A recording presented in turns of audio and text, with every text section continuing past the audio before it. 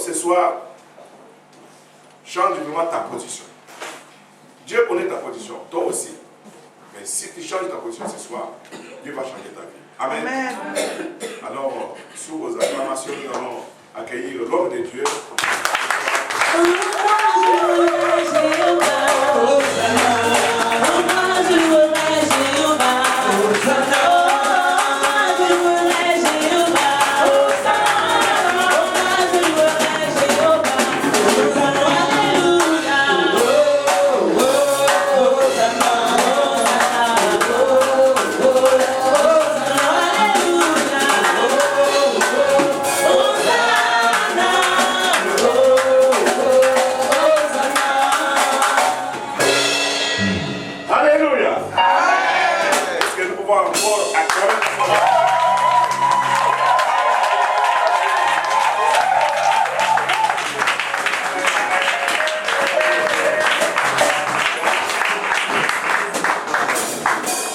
Église, alléluia. Amen. Église, alléluia. Amen. Peuple de Dieu, alléluia. Amen. Le racheté de Jésus, alléluia. Le de niveau, alléluia. Le peuple prophétique, alléluia. Le peuple libéré, alléluia.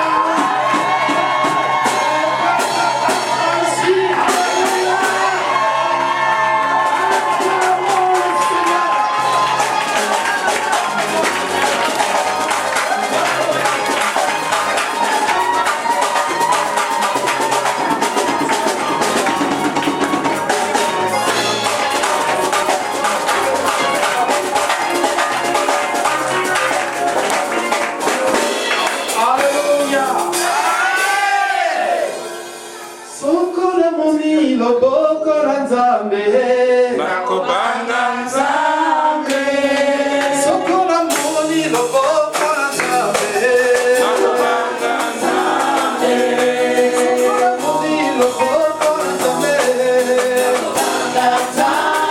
Nzambe moni loboko la Nzambe nakobanga Nzambe sokola moni moi ekongala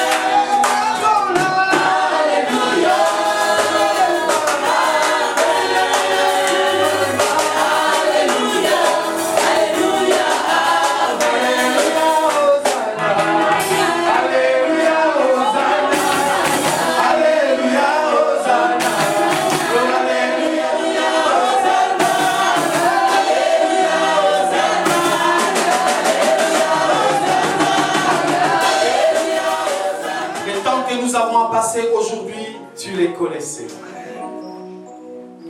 Tu es le Dieu qui n'est surpris par rien. Rien ne t'étonne, Seigneur. Cependant, tu peux nous étonner aujourd'hui. En touchant nos vies, en transformant nos vies. D'une manière radicale, par l'onction de ta parole. Seigneur, il est temps que ton peuple reçoive de toi. Il est temps que ces hommes et ces femmes qui sont venus avec un regard fixé vers la croix reçoivent de toi. Nous voici, Seigneur, disposés à entendre ta voix.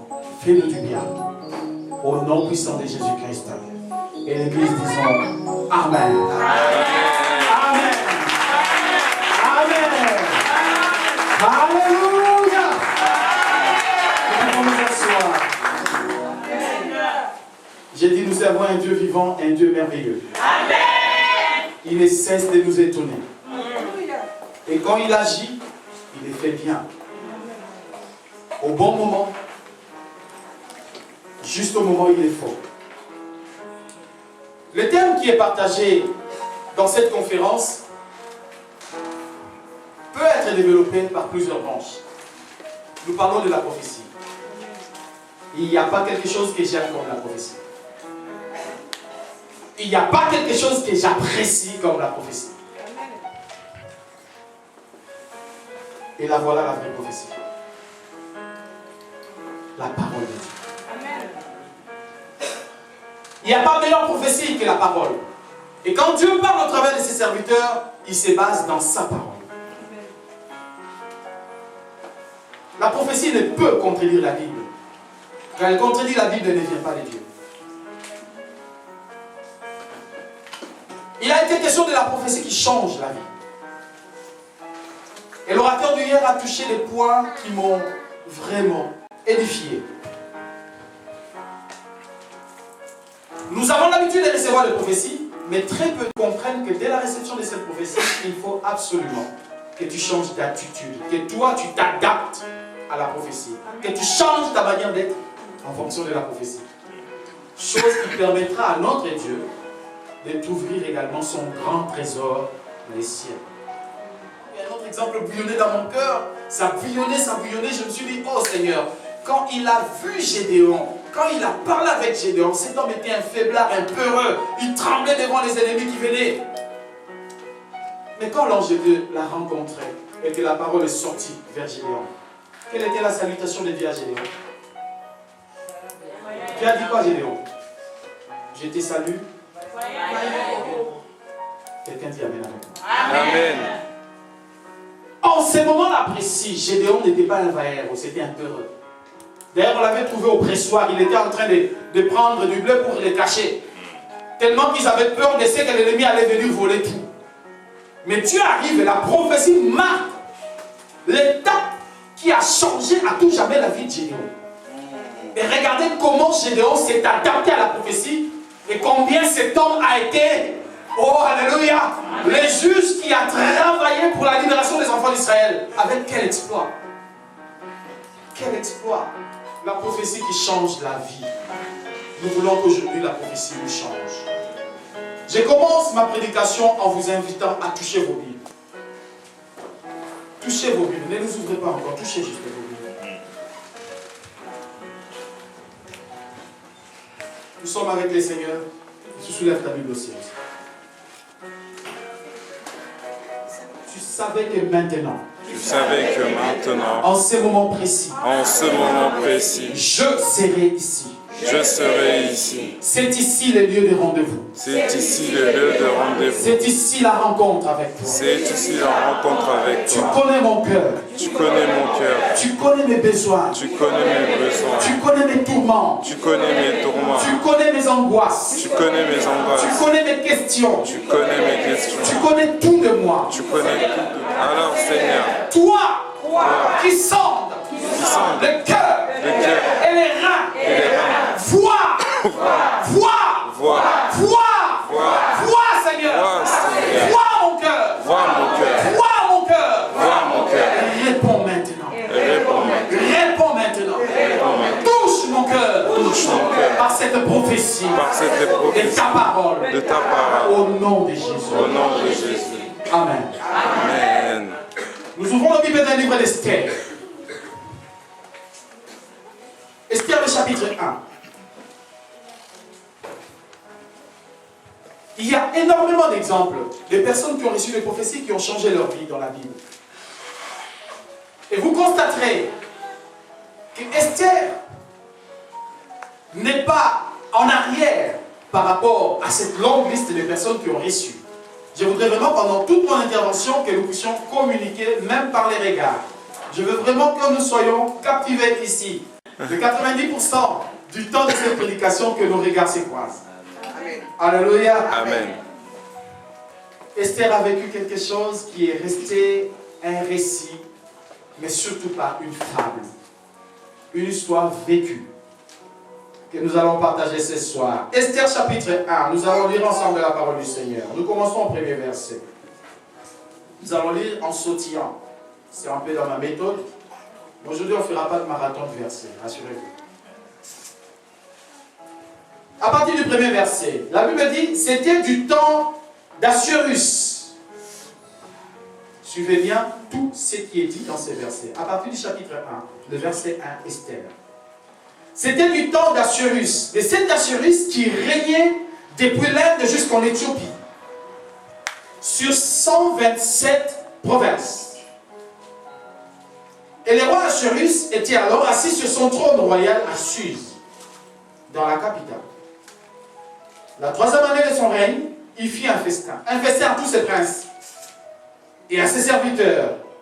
Et les commandants de l'armée des Perses et de Médès, les grands et les chefs de province furent réunis en sa présence.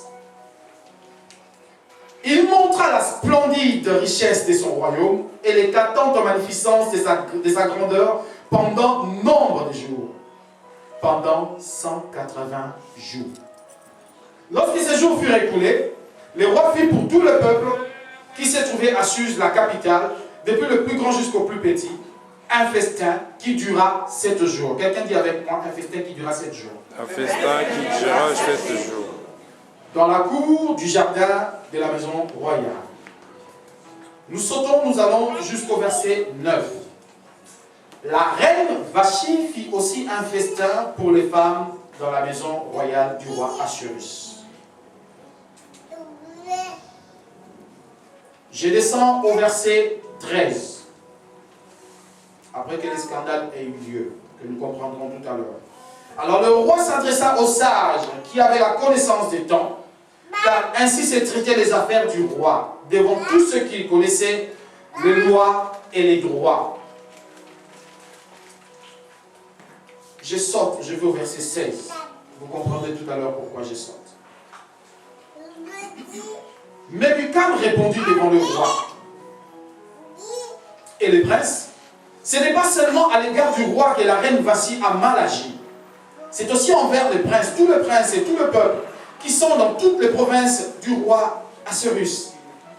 Car l'action de la reine parviendra à la connaissance de toutes les femmes et les portera à mépriser leur mari.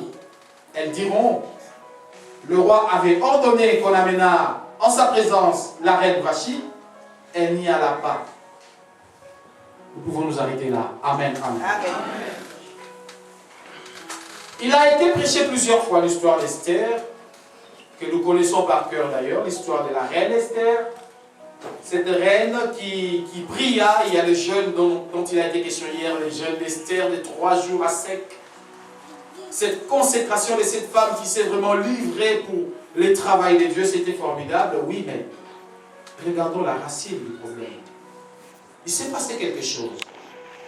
Dès le premier verset, la Bible marquait quelque chose. On parle, c'était le temps du roi Assuérus. La Bible marque un petit point en disant, et cet Assuérus qui régnait, s'il vous plaît, et cet Assuérus qui régnait depuis l'Inde jusqu'en Éthiopie. Comme si la Bible avait les soucis de marquer la grandeur du territoire de ces rois. Alors, amusons-nous un peu. Vous voyez l'Inde, n'est-ce pas? C'est en Asie, n'est-ce pas? Vous voyez l'Inde en Asie? Vous voyez l'Éthiopie en Afrique? Ben, imaginez de l'Inde en Éthiopie, tout ça était un royaume. Est-ce que quelqu'un me suit? Amen. Quelqu'un me suit? Amen. Je ne pense pas, avec les études que nous tous nous avons faites, qu'il existe aujourd'hui dans le monde un pays grand comme ça. En réalité, ce n'était pas un royaume, c'était un continent, c'était C'était une grandeur, combien de superficies, de grandeur, je ne peux le dire. Mais une chose est sûre, la Bible décrit la grandeur de ces rois. Donc c'était un roi redoutable, fort, pour conquérir autant de terres, pour pouvoir s'imposer de l'Inde jusqu'en Éthiopie, tout ça appartenait. Et ce que nous appelons aujourd'hui pays, en son temps, c'était ses provinces. Waouh, quelle grandeur! De l'Inde en Éthiopie, tout ça, c'était un royaume. Ça appartenait à qui? À Assuérus. Alors le verset 2, la Bible dit, il était assis sur son trône à Suse, la capitale. Waouh, formidable. Le verset 3, la 3e année de son règne, 3 ans après son règne, dit comme tout roi qui se respecte, puissant et élevé, c'était un roi merveilleux, c'était un roi fort. Alléluia. Amen. On apprécie quand c'est un roi qui sait marquer son territoire. Il a marqué son territoire en quoi? Voilà, je veux révéler à ce peuple ce dont je suis capable. Que ce peuple découvre que contient mon royaume.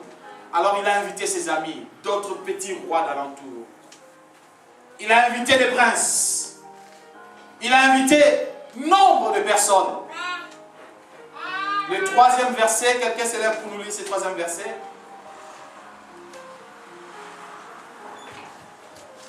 Alléluia, merci Seigneur. Je dis au nom de Jésus. Amen. La 3e année de son règne, il fit un festin à tous ses princes et à ses serviteurs, les commandants de l'armée des Perses et des Médès, les grands et les chefs des provinces furent réunis en sa présence. Continuez au verset 4, maman. Il montra la splendide richesse de son royaume et l'éclatante magnificence de sa grandeur pendant nombre de jours, pendant 180 jours. Lorsque ces jours furent écoulés, le roi fit pour tout le peuple qui se trouvait à Suse, la capitale, depuis le plus grand jusqu'au plus petit, un festin qui dura 7 jours, dans la cour du jardin de la maison royale. Amen, maman. Que le Seigneur Amen. vous bénisse. J'attire votre attention sur les petits détails, tels que le verset 4 qui dit, il montra la splendeur de son royaume pendant combien de jours? Pendant 180 jours. Combien de jours? 180 jours. Une année à combien de jours? 365 jours. Et vous pouvez vous imaginer, pendant plus de 6 mois, ces royaumes-là, les rois faisaient quoi? C'était une journée porte ouverte pour tout un royaume, où les gens devaient venir voir la grandeur de ces rois. En Inde, ces environs là-bas, il y a beaucoup de richesses, surtout de l'or. Ils ont beaucoup de l'or là-bas. Et c'était un plaisir pour ces rois de montrer aux gens, je suis riche. Pendant 180 jours, plus de 6 mois, ces rois devaient absolument faire savoir au monde. Écoute, peuple de Dieu, c'est un plaisir et un bonheur pour un roi de faire savoir ce qu'il a. Vous voyez ce qui se passe pendant les défilés? Dans les fêtes nationales, on exhume sa puissance. Parfois, ça ne tire pas, mais ça sort. On voit des armes nucléaires, ça fait peur. Ah, ces pays-là, ils sont forts. Et ils défilent. On a vu ce qui s'est passé en Corée du Nord. Ils font des démonstrations pour montrer qu'ici, on ne joue pas. C'est terrible ici. Ça peut secouer. 180 jours, montrer sa puissance et sa splendeur. Comme si cela ne suffisait pas. Alors, en touchant vers la fin, le roi dit, ok, je vais offrir un festin. C'est là que nous étions arrivés. Et combien de jours il a offert? 7 jours. La Bible déclare que le roi a choisi que les gens mangent et boivent gratuitement pendant 7 jours. Et si vous lisez quelques détails de ces versets, les gens mangeaient pas sur n'importe quelle assiette, on en parle. La décoration du royaume avait changé. Bref, c'était une fête comme on en voit très très rarement. Très très rarement. Ces rois a fait un travail énorme. S'il vous plaît, nous parlons de la bêtise de la reine Vashti. Mais il faut rentrer dans ces contextes-là. On rentre dans l'assiette des événements de ces moments-là pour comprendre la grandeur de la bêtise de Vashti. Tu montres ta gloire pendant 180 jours. Waouh! Tout le monde était dans l'admiration. 7 jours, manger, buvez, gratuit aux frais du roi. Formidable. Et la cerise sur les gâteaux, la crème des crèmes, pour que le peuple apprécie les grands couronnements d'étoux, pendant qu'il était assis, le roi Assuérus, au milieu de ses grandeurs, au milieu de ses ministres, de ses princes, le roi dit, ok, mes eunuques, venez ici. Allez-y chercher la crème de la crème. Ma beauté, la grande reine, qui est à mes côtés et qui dirige avec moi toute cette contrée. Qu'on l'amène et que le peuple admire au-delà de ces diamants et de ces or, au-delà de ces pétroles et de tout ce que vous connaissez comme richesse, qu'on admire la beauté de la beauté, ma très chère et tendre, ma femme. Tout le monde s'attendait à voir la beauté de Vachi. Pour le roi, c'était l'apogée. Mettez-vous à la place du grand roi Assuérus. Les 7 eunuques, il n'a pas envoyé un eunuque, il a envoyé 7 eunuques. Quand vous regardez le sens du mot eunuque dans la Bible, eunuque signifie celui qui a la garde du lit du roi. Ça veut dire que c'est les serviteurs du roi, mais ils sont dans la confidence des secrets du lit du roi. Eux, ils savent qui est entré à 2 h du matin par quelle route. Ils savent qui est sorti par la porte de l'arrière de la chambre du roi. Ils savent. Et eux qui connaissent les secrets du lit du roi, on leur a envoyé pour qu'ils amènent la grande reine. La Bible nous dit au verset qui vient juste après, que fit Vachi? Que fit la reine Vachi? Verset 12. La reine Vachi refusa de venir. La reine Vachi refusa de venir quand elle a reçu les eunuques et l'ordre du roi. Elle a dit, je ne viens pas. Écoutez, il y a de ces jours où on peut faire des bêtises, ça passe. Hein? Mais là, croyez-moi, Vachi avait choisi le mauvais jour. C'était la fin des festivités. C'était l'apogée que le roi réservait. Vachi a refusé. Au fait, si nous n'avions pas compris, je vais vous dire la vérité, c'est que la colère du roi, c'était à la dimension de sa honte. Amen. Cette femme a tapé une de ses hontes au roi. Elle a humilié le roi en refusant de venir, au point que le roi avait juste une envie. Je ne vais pas dire ce que la Bible n'a pas dit. Alors le roi s'est tourné vers ses conseillers. L'affaire est dans la place publique.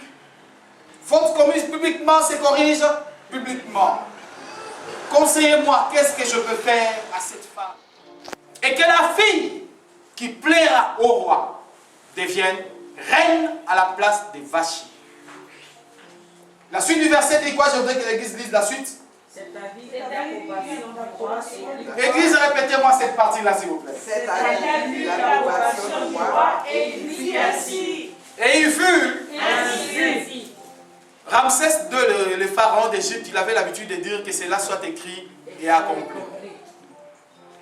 Qu'il en soit ainsi. Donc, Vachi, non seulement qu'elle a perdu côté personnalité, mais même côté âme, le siège des sentiments, l'émotionnel, elle a aussi perdu. Ils l'ont crucifié dans tout ce qui fait le charme d'une femme. En touchant l'orgueil du roi et en même temps la remplaçant directement. Tu as besoin de quoi? D'une femme. T'en fais pas, c'est pas ce qui manque dans ce royaume. On va chercher pour le roi. Et attention, peuple de Dieu, quand il était question de Vachi, dans le chapitre 1 que nous avons lu, quand on a parlé de Vachi, la Bible dit que la reine, parce qu'elle était belle de figure. Quand le roi l'a fait appel, on dit parce qu'elle était belle de figure. Mais depuis qu'elle a commis la bêtise, toutes les recherches suivies après, on ne parle plus de belle de figure seulement, il y a des conditions supplémentaires. On parle vierge, belle de figure. Il y a 2 choses. Plus tard, vous verrez ça avec moi. Quand il sera question d'Esther, on ne parlera pas seulement des 2 conditions, on parlera des 3 conditions. On dira vierge, belle et avec une belle taille. Vierge, belle de figure, belle taille. Avec Esther, il y a une 3e condition qui s'est ajoutée. On parlera de ça comme dans le corps du Christ. Vous comprendrez cela si seulement le Seigneur nous en donne le temps aujourd'hui. Amen.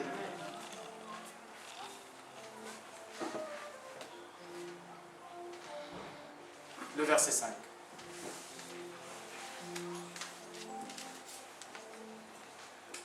Il y avait dans Suse, la capitale, un juif nommé Mardochée, fils de Jaïr, fils de Shimei, fils de Kis, homme de Benjamin. Oh, merci Saint-Esprit. Pendant qu'il y avait un sérieux problème d'État dans le royaume, un problème d'État, enfant de Dieu, le royaume était secoué.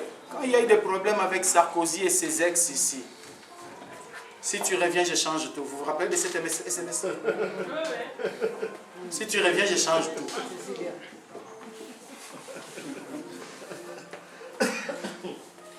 Ça nous a amusés. On était en Belgique, on suivait ça comme ça. Une affaire d'État, tout le monde avait les yeux sur ça. Et puis l'édit du roi est signé.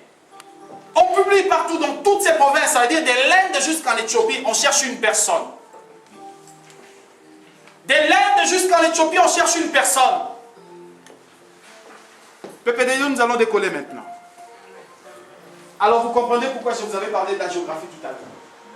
De l'Inde jusqu'en Éthiopie, on cherchait une personne. La personne qui était habilitée d'être la reine, la personne habilitée à remplacer la reine Vachi. Je ne peux pas estimer le nombre de femmes qui existent entre tous ces pays-là, si je calcule peut-être des populations.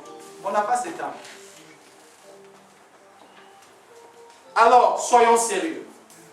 Parmi toutes ces personnes-là, toute cette grande population de myriades et de myriades de personnes, combien de chances Esther avait d'être élue? La probabilité. Il y a des étudiants dans la salle.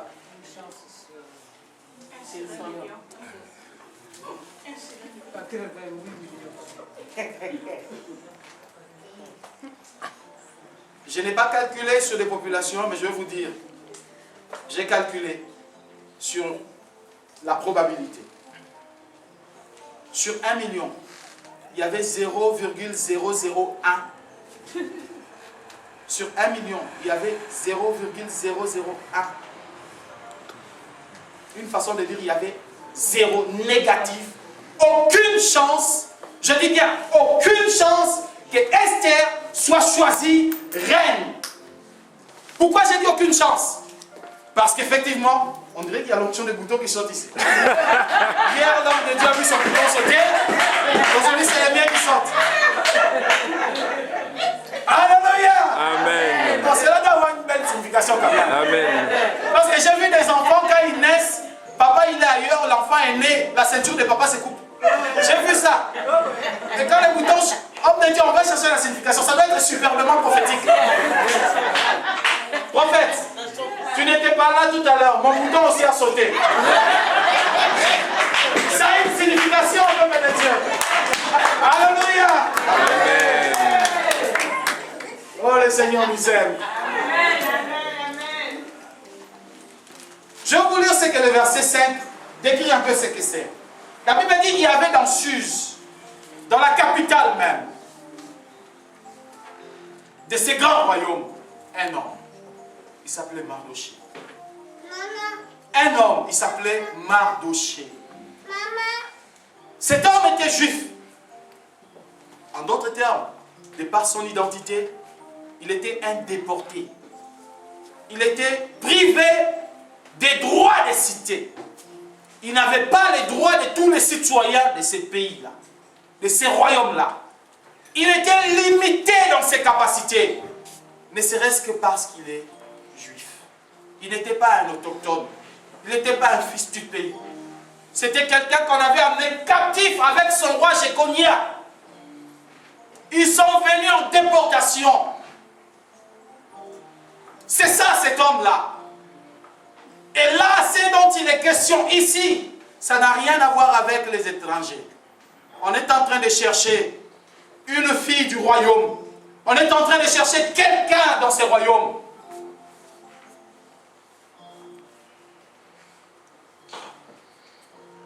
Vous savez pourquoi je vous regarde comme ça?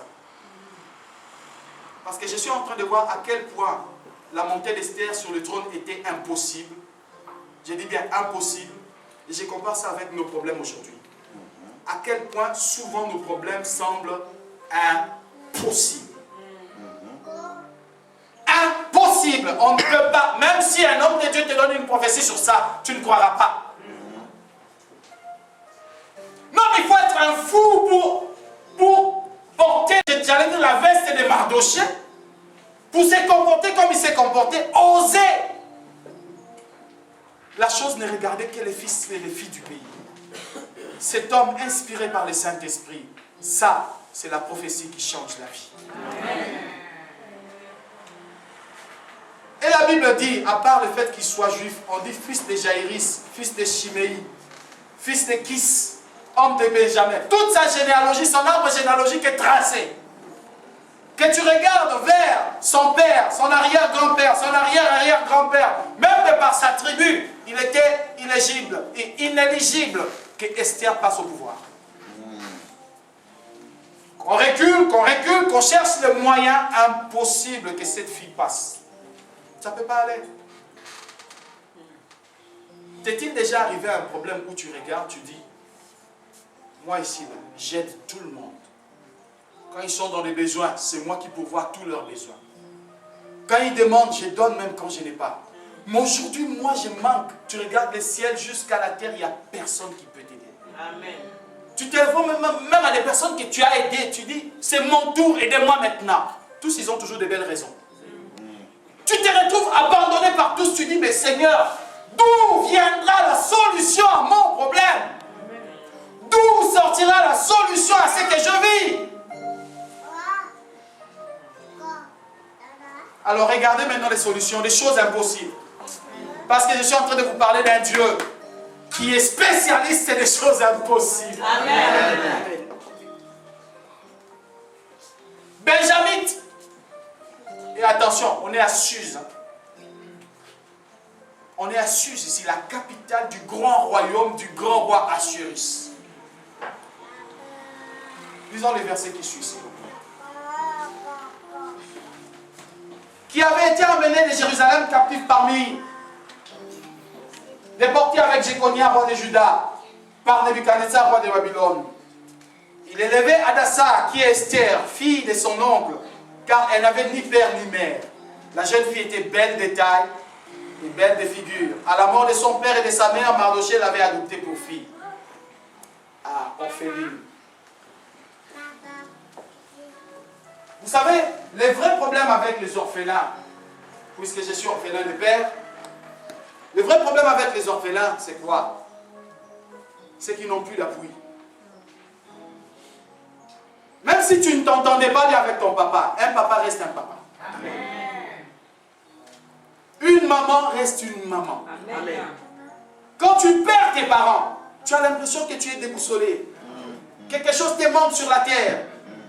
Parfois on se dit, j'aurais aimé qu'il puisse me gronder, j'aurais aimé qu'il me tire les oreilles, j'aurais aimé qu'il soit là, même s'il était comme un lion, mais qu'il soit là au moins pour me dire, fils, attention, la vie c'est pas comme ça. J'ai vu beaucoup d'orphelins dire aux gens qui ont des parents, tu dois être heureux d'avoir des parents, toi. Ceux qui ont des parents, bénissez Dieu et dites, Seigneur, donne-leur encore beaucoup d'années à venir. Amen. Alors la Bible nous projette au verset 7. Cet homme Mardochée qui n'avait aucune chance de faire la démarche qu'il a faite, il élevait une fille. Dans la prophétie qui change la vie, on découvre en même temps les attitudes qui poussent à prendre ce que j'appelle des risques. Des gens qui ont reçu des prophéties et qui sont allés jusqu'à l'accomplissement de ces prophéties, pour la plupart, je dis bien pour la plupart, entre parenthèses, est-ce que c'est David qui avait bâti les temples pour Dieu? Non. Mais pourquoi Dieu, à cause de l'engagement de David, Dieu a tissé une alliance inviolable? Dieu a dit de génération en génération, aussi longtemps que la succession entre le soleil et la lune aura lieu, aussi longtemps qu'il y aura le jour et la nuit, il y aura toujours un rejeton de David sur le trône. Amen. David ne manquera jamais de place sur le trône. Même si j'arrivais à frapper le peuple parce qu'ils m'ont abandonné, je garderai toujours un reste. Au nom de l'alliance que j'ai tissée aujourd'hui avec toi, David. Pourquoi Dieu a donné une si grosse bénédiction que tous nous pouvons rêver? Pourquoi il a donné à David? Je voulais dire, parce que David avait le fardeau de l'œuvre de Dieu. Amen. Il avait le fardeau de l'œuvre de Dieu. Dieu a vu ses intentions. Eh, bien-aimé, Dieu ne voit pas ce qui frappe à l'œil. Dieu regarde là. Amen. David n'a pas bâti, mais Dieu a vu là. Et la Bible parle de David en disant c'était qui? C'était l'homme selon le cœur de Dieu. Quand tes sentiments, les sentiments de ton âme rencontrent la volonté du Saint-Esprit, le Seigneur va libérer l'onction de grâce sur toi. Il va libérer les bénédictions sur toi. Ta maison sera une maison bénie. Alléluia. Il ne manquera pas de l'huile et de la farine dans ta maison. Tes enfants seront bénis. Ta corbeille et ta huche sera bénie. Tu seras béni à ton départ et à ton retour. Ta progéniture sera bénie. Le Bénédicte, ouvrez Deutéronome 28, on va le lire ensemble.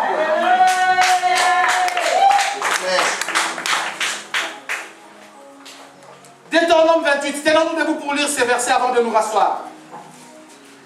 Parce que là, tu vas les prophétiser sur ta vie.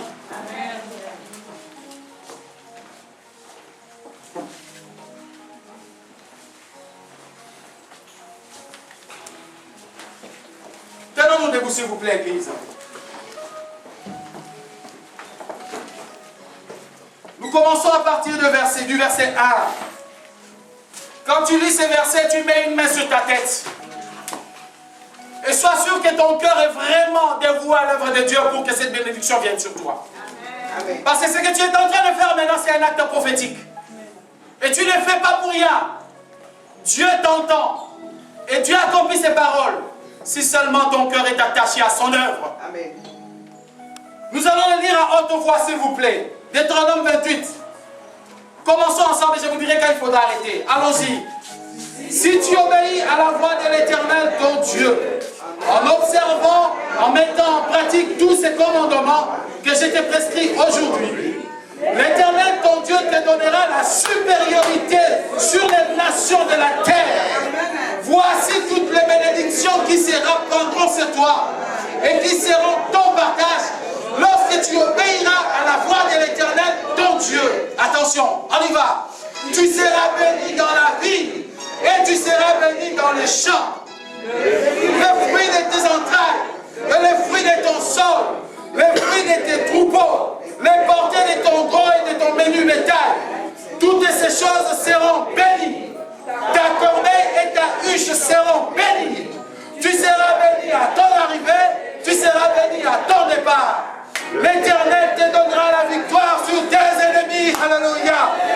Qui s'élèveront contre toi. Ils sortiront contre toi par un chemin. Ils s'enfuiront devant toi par sept chemins. L'Éternel ordonnera à la bénédiction d'être avec toi dans tes greniers, dans toutes tes entreprises. Il te bénira dans le pays que l'Éternel ton Dieu te donne. Tu seras pour l'Éternel un peuple saint, comme il te l'a juré. Lorsque tu observeras les commandements de l'Éternel ton Dieu et que tu marches dans ses voies, tout le peuple verra que tu es appelé du nom de l'Éternel et ils te craindront. L'Éternel te comblera de bien en multipliant les fruits de tes entrailles et les fruits de ton troupeau et les fruits de ton sol dans le pays que l'Éternel a juré à tes pères de te donner. L'Éternel t'ouvrira son bon trésor, le ciel, pour envoyer à ton pays la pluie en son temps pour bénir le travail de tes mains. Tu prêteras à beaucoup de nations et tu n'emprunteras point. L'Éternel fera de toi la tête et non la queue. Tu seras toujours en haut et jamais en bas. Lorsque tu obéiras au commandement de l'Éternel, ton Dieu, et que je te prescris aujourd'hui, lorsque tu les observeras et tu le mettras en pratique, disant Amen.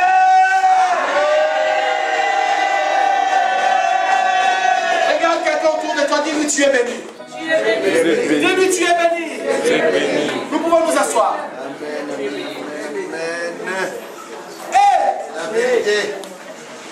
Vous cherchez les prophéties? Vous venez là d'en recevoir. Vous venez là d'en recevoir. Vous venez là d'en recevoir. Quand la Bible me dit que tout ce que je toucherai sera béni. Quand Jacob est parti chez Laban, son oncle, il avait quoi? Il avait quoi, dites-moi? Quelle richesse Jacob avait? Il est parti en fuyant, immigré, sans papier. On veut me tuer là-bas. Je suis venu demander asile. Toi-même, tu connais l'histoire que tu as relatée aux frères. La Bible dit, tout ce que tu toucheras sera béni. Tu seras béni à ton arrivée, tu seras béni à ton départ. Je regarde Jacob, je dis, Seigneur, ces bénédictions, je les reçois dans ma vie. Au nom de Jésus. Amen. Quand bien même son oncle Laban a usé des ruses contre Jacob, en lui donnant la mauvaise part, même quand on lui donnait la mauvaise part, dès que Jacob le touchait, ça devenait la bonne part. Ça devenait la bonne part. La bénédiction, ce n'était pas dans les choses qu'on donnait à Jacob.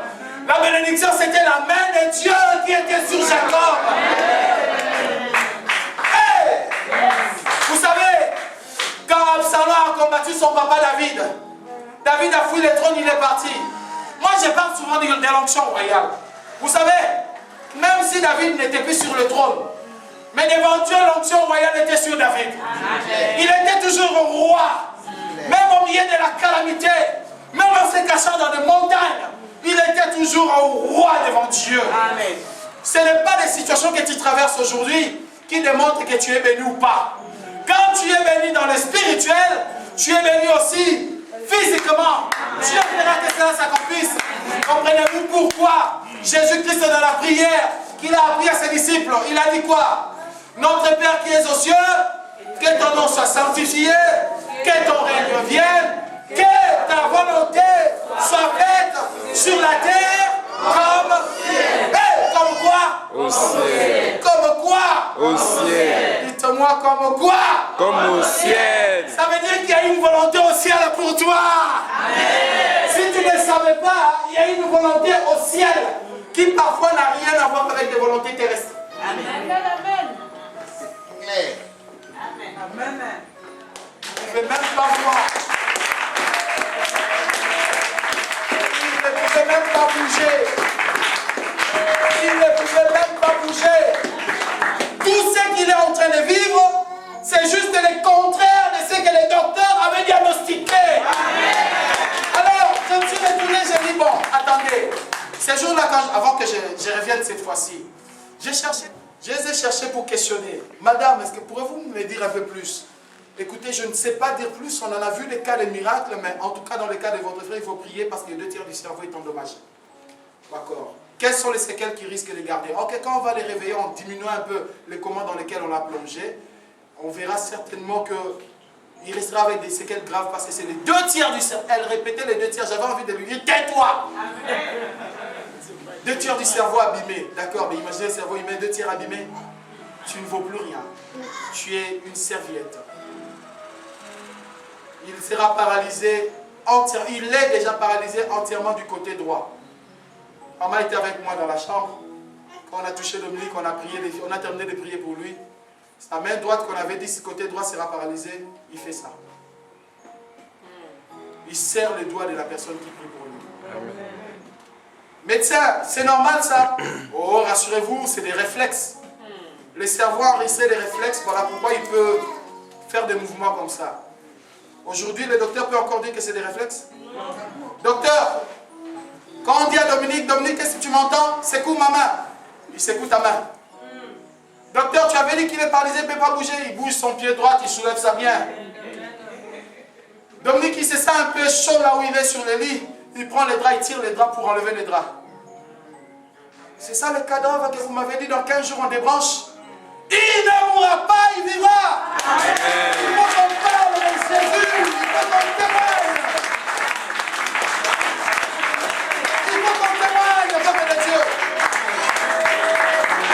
Écoutez, prends la situation que tu as aujourd'hui. Dis à Dieu, ok, Seigneur, je te connais comme celui qui est monté sur la croix. La croix là-bas, vous connaissez des moulinex, on fabrique des moulinex, des machines qui transforment des choses en ça, tu mélanges ça. Moi, je prends la croix de Jésus comme une moulinex spéciale, spirituelle. Je dis, Seigneur, c'est ta croix qui transforme toutes nos situations. Quand on balance sur toi une malédiction, tu la transformes en bénédiction et ça tombe sur moi. Je la reçois en bénédiction. Je n'ai pas peur des gens qui me maudissent. Je n'ai pas peur de croiser les 3 fois ou un sorcier. Quand quelqu'un est 3 fois ou un sorcier, j'ai envie de lui dire bonjour, on mange ensemble. Parce que quoi qu'il fasse contre moi, mon Dieu est capable de les transformer en bénédiction. Amen. Révérend notre sœur Esther. Alléluia. La prophétie qui change. Amen. Après ce séminaire, que ta vie ne soit plus jamais la même. Amen. Amen. Après ce moment que nous sommes en train de passer ensemble ici, sois un témoin, sois la personne qui dira aux gens, j'étais ça, je suis devenu ça. Amen. Grâce à la prophétie biblique. Amen. Grâce à ce que mon Dieu a dit sur ma vie. Amen. Alléluia. Amen. Verset 8. Lorsqu'on eut publié l'ordre du roi, il est dit, un grand nombre de jeunes filles furent rassemblées à Suse, la capitale, sous la surveillance d'Agali.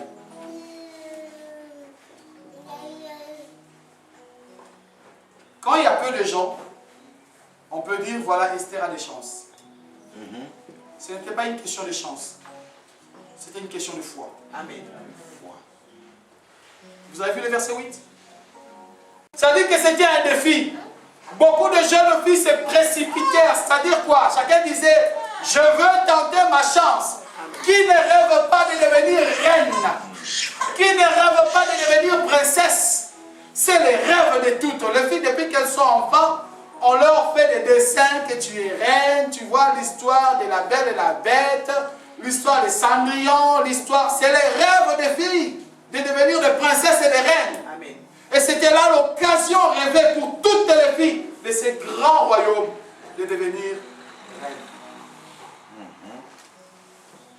Alors c'était une course. Dans cette course, je sais une chose, dans la vie que nous menons sur la terre ici, nous courons tous.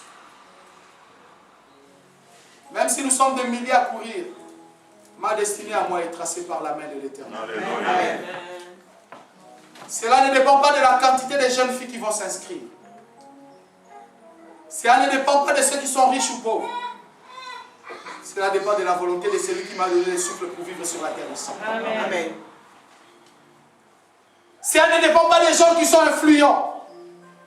Je suis sûr que les ministres avaient pistonné leurs filles. Je suis sûr que les hauts cadres et tous ces gens-là, ils avaient pistonné leurs filles. Mais écoutez, comme notre Dieu est celui qui s'en va ramasser les gens dans la poussière pour les faire asseoir sur le trône, il a accompli en ce jour-là sa parole en prenant une orpheline qui n'avait ni père ni mère, une fille pauvre. C'est elle qui est devenue reine. Amen.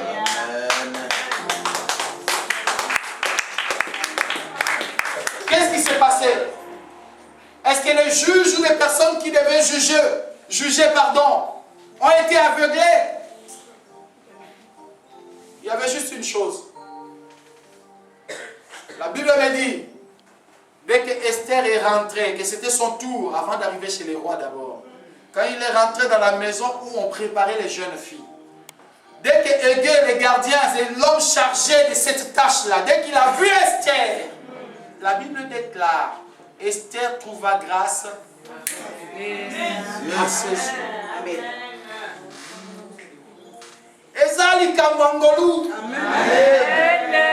C'est une question de grâce. Amen. Devenir roi, reine, riche, et toutes les élévations, toutes les bénédictions que nous rêvons, c'est une question de grâce. Amen. Quand la grâce de Dieu est sur toi, amen, tout ton chemin sera ouvert. Amen.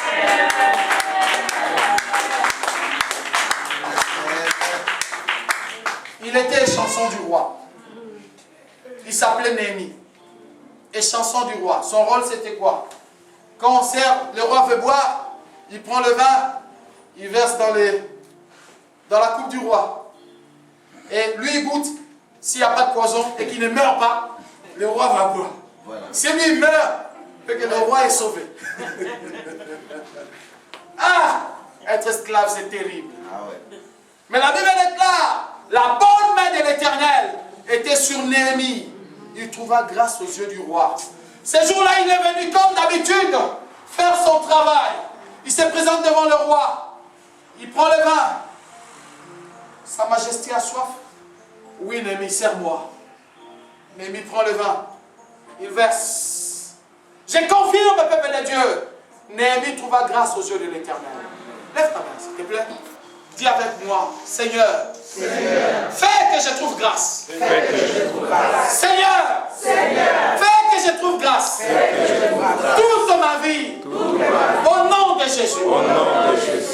Amen. Amen.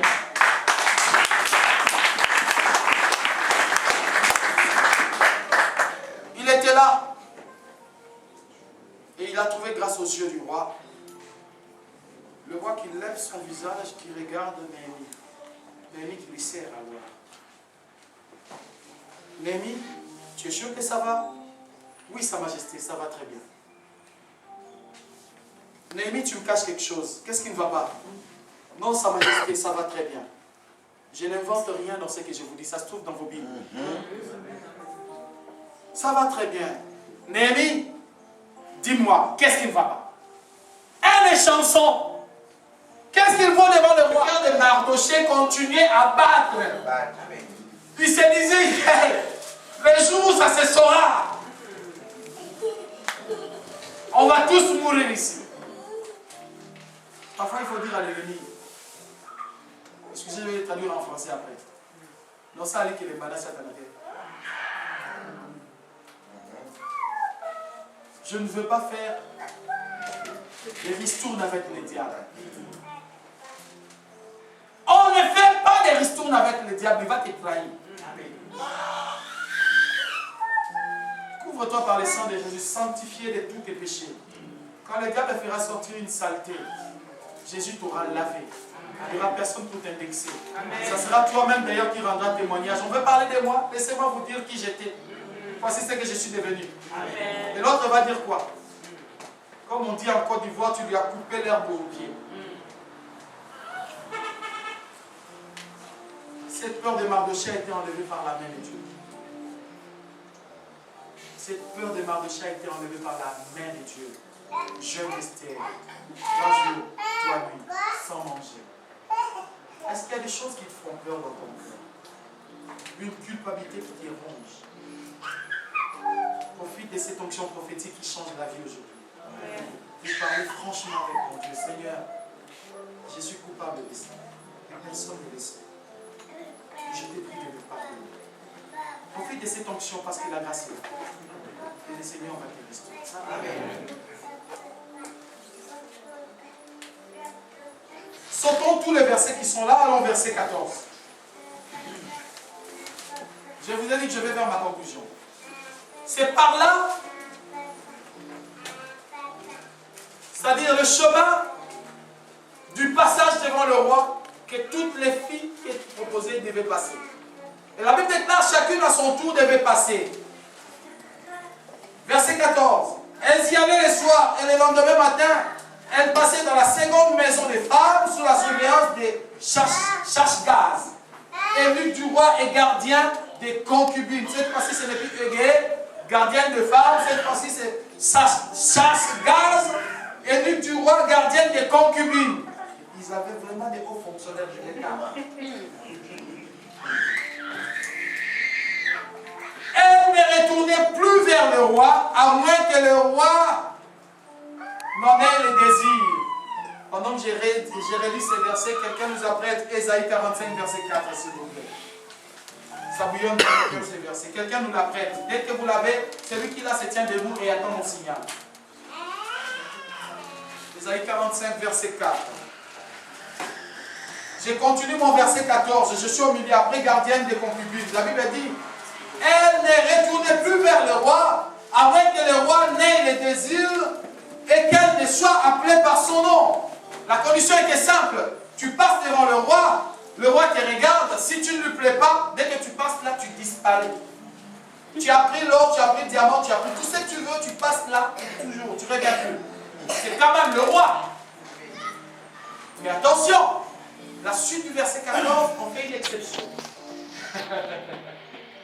Merci pour ton inspiration, Saint-Pierre.